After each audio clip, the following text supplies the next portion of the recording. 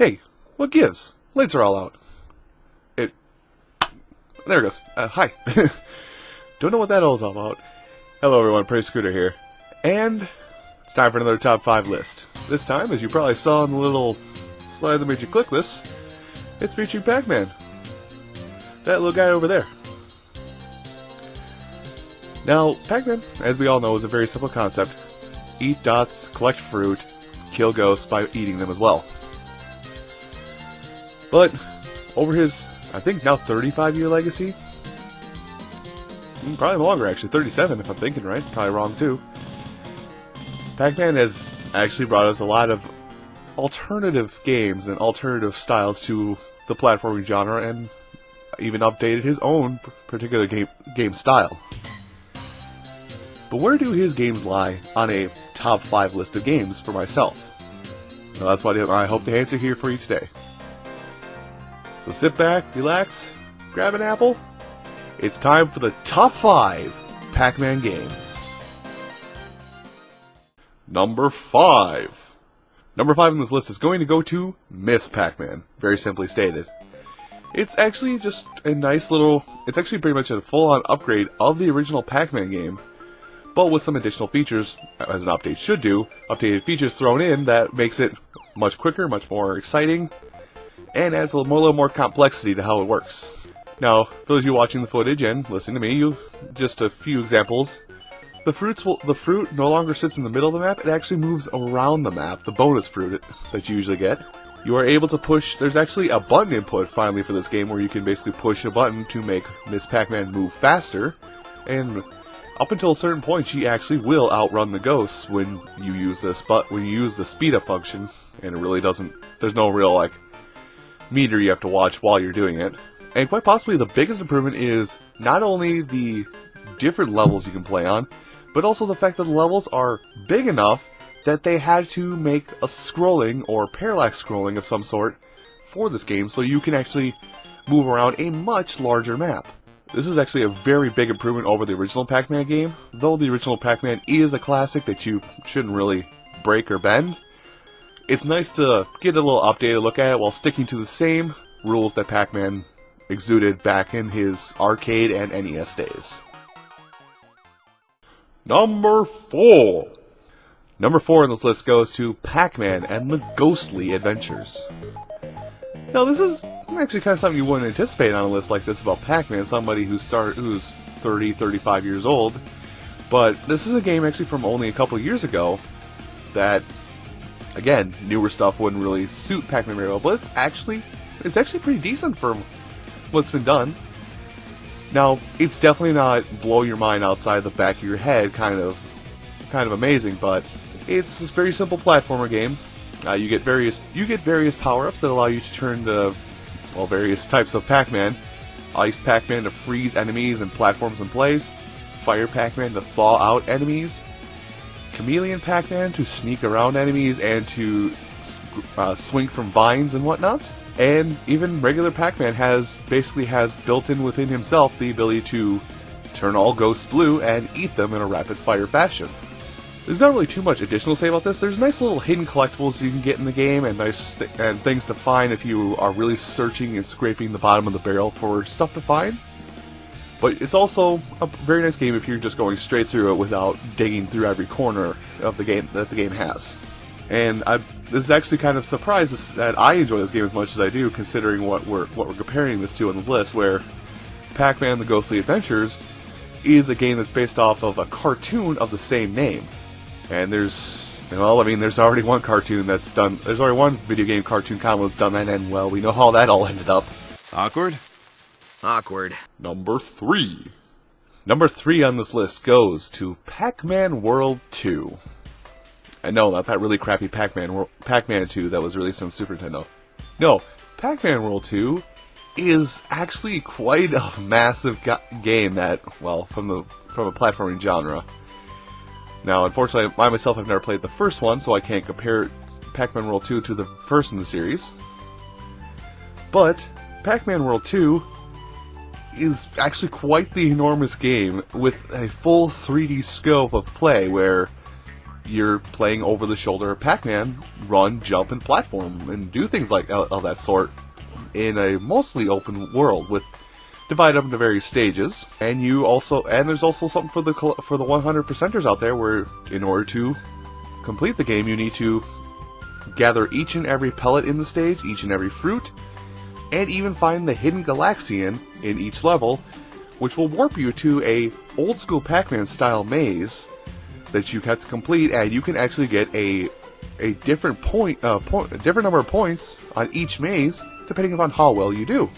And the story of the game, I mean, it's actually got a pretty good story for how simple it is. I mean, basically, the four ghosts that we all know, Inky, Pinky, Blinky, and Clyde, have taken the golden fruit from Pac-Land and freed the evil entity Spooky, who was placed underneath the tree thousands of years ago.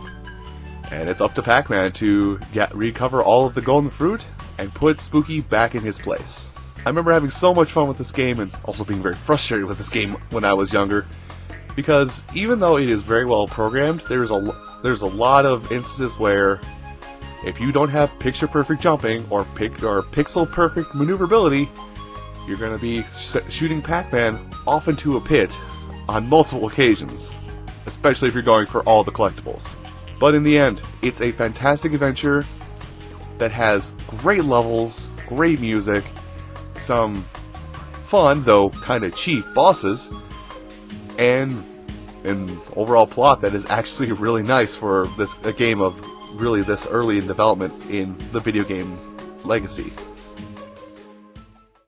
Number 2! Number 2 on my list of top 5 Pac-Man games goes to Pac-Man World 3. Seem to have gotten my numbers a little bit mixed up, don't I? Not really, actually.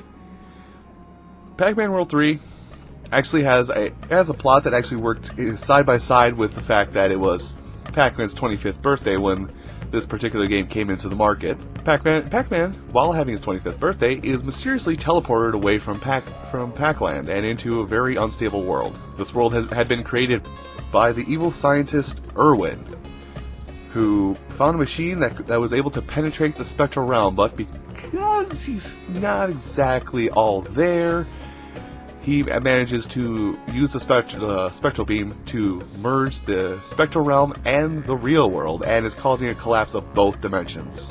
So, much akin to the first game, Pac-Man must go through these various large worlds with new moves in this one, collecting fruits, pellets, and defeating a wide cast of bosses and foes alike in order to not only repair the spectral realms, but to save Inky and Blinky, who have also been taken. But why, would you ask, would Pac-Man be trying to save Inky and Blinky? Well, along the way, he is forced into a partnership with Pinky and Clyde, who have also been transported to the spectral realm and also know of the dangers of it collapsing in upon the real world. So now it's up to you and these two ghosts, Pinky and Clyde, which at certain points in the game you do take control over as well, and also with a third supporting ghost, Orson, must attempt to get rid of Irwin's evil creations and put the world back to where it was before the realms collapsed in on each other. Now, I didn't even mention why I like the game so much, but Pac-Man World 3, like I said already, is a massive game. I mean, I spent the last 2 minutes talking about its plot even, and I haven't even got to why I like it. But it's a massive game with massive amounts of new power-ups and little agile tricks that Pac-Man can pull off, along with the ability to be able to play as various ghosts in these adventures. And actually what's kind of a first, and which is kind of weird, is that not only does Pac-Man have a voice in this game, but pretty much everybody is voice acted through and through in this game. Uh-oh! I'm detecting a rise in energy in your sector, Pac. Details of my sector's energy should be between me and Miss Pac. Thank you very much. Please, Pac-Man. Do you see a swirly thing? Yeah. Mr. No Fun Swirly Thing, check. Spewing ghosts, check. Which, I guess they really didn't do that until my number 4 on the list, the Ghostly Adventures.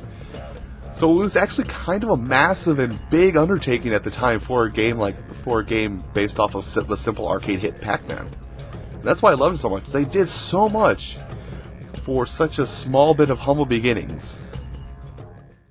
Before we move along to number 1 on this list, I'm actually going to do a quick recap just so you guys can see everything that we've talked about and see if you can kind of pinpoint where I'm going to go with my number 1 today. Number 5, Miss Pac-Man.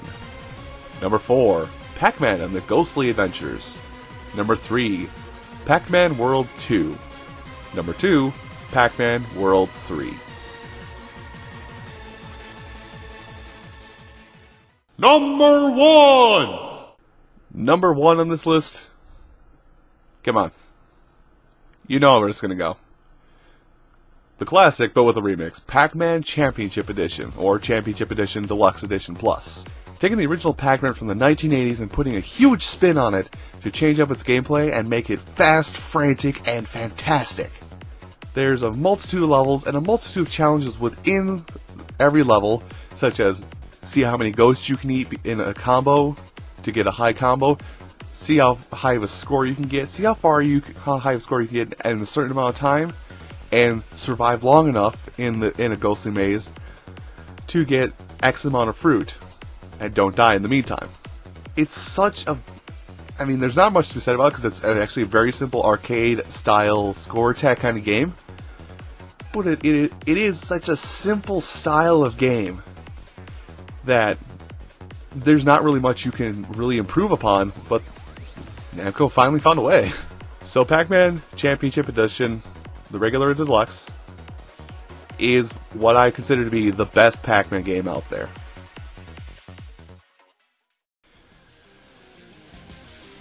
Well, there you have it, folks. That is my personal top 5 games from Pac-Man ever since the Little Yellow Spud was made. Now, it should go without saying, but this is just my personal list. If you have a totally different list of games you enjoy for Pac-Man, I'm all open to hearing them, and you can put them in the comment section down below. I'll be happy to hear. Also, if you did enjoy what you saw today, would you give me a like or a thumbs up, or from whatever site you're watching this from? It does help me in the long run, and it just lets me know that I did my job right. But I'm going to sign off for today, everyone. Thank you all so much for watching, and... What? Where'd the lights go? Oh.